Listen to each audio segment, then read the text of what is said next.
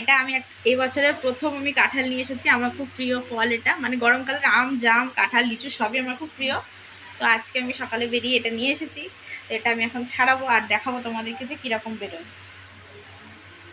প্রথমে বোটাটাকে ছাড়িয়ে নিই ছুরি দিয়ে, না হলে বোটাটা খুব শক্ত হয়। সবচেয়ে আগে একটু ধুয়ে নিয়েছো? হ্যাঁ, সবচেয়ে আগে একটু ধুয়ে নিয়েছি। যেটা বোটাটা কাটাটা চাপ, জানি না কেমন বেরোবে, বললো তো ভালো বেরোবে, জানি না, দেখছি।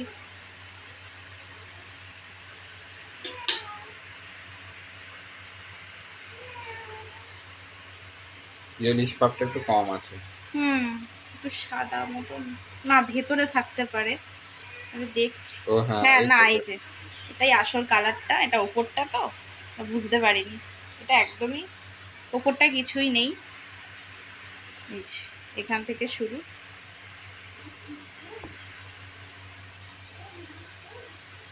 এই দেখো খোয়াগুলো কিউট কিউট দেখতে পাবো। দাঁড়া, একটা জায়গায় আমি এগুলো ছাড়িয়ে রাখি।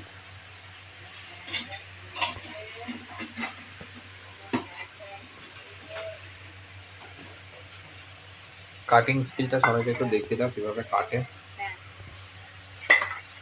খুব সুন্দর গন্ধ বেরোচ্ছে।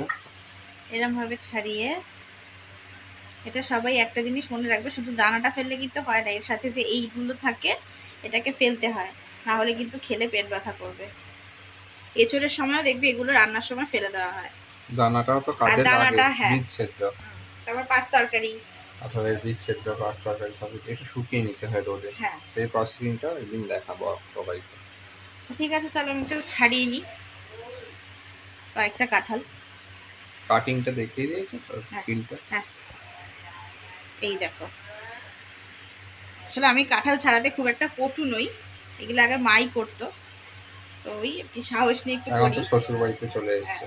ওই জন্য আমি একটুখানি সাহস নিয়েই করি, ওই জন্য আমি একটু পারছি না প্রথমে, এখন আবার হচ্ছে। দেখো খুব খুব সুন্দর কিউট দিয়েছে। কিউট কাঁঠালের কোয়াগুলো, কিউট গোল গোল। 70 টাকা নিয়েছে, 80 টাকা দিয়েছিল, বলেছিলাম 10 টাকা টোটো ভাড়ায় দাও, 10 টাকা দিয়েছে টোটো ভাড়া, 70 টাকা ডিল হয়েছে। 1.5 কেজি 2 কেজি মতন আছে না? হ্যাঁ, 1.5 কেজি 2 কেজি মতন আছে। ছোট্ট কাঁঠালটা, এটাই ভালো, ছোট আনাই ভালো, একবারে এনে নষ্ট করা বড় ছোট বড়। ব্লগ হয়ে গেল। এরকম ভাবে কাঁঠালটা কাটিংটা আগে দেখে নিয়েছে, আগে ধুয়ে নেবেন সবাই। সবাই একবার কাঁঠালগুলো বের করবেন, বীজটাও আরেকবার দেখিয়ে দাও সবাইকে কিভাবে বের করে বীজটা ফেলে দিতে হয়। এরকম করে খুলবে মুখটার দিক থেকে, কোন কোন অংশটা বার করতে হয় খুলে এই যে দানার সাথেই এটা বেরিয়ে আসে, এই যে এই যে একটা এই যে চামড়া মতন রয়েছে, এই যে এইটা, ওটা দিয়ে আবার তরকারি ফরকারি হয়। ঠিক আছে, এখানে ব্লগ কমপ্লিট করো। ঠিক আছে, তাহলে আমি ব্লগটা এখানেই শেষ করলাম। তোমাদের কেমন লাগলো জানিও, আর যারা যারা কাঁঠাল খেতে ভালোবাসে এখনই খেয়ে নাও, কারণ কাঁঠাল কিন্তু চলে যাবে, সময় হয়ে গেছে। তো এখনকার জন্য টাটা, দেখা হচ্ছে পরবর্তী কোনো একটা ব্লগে।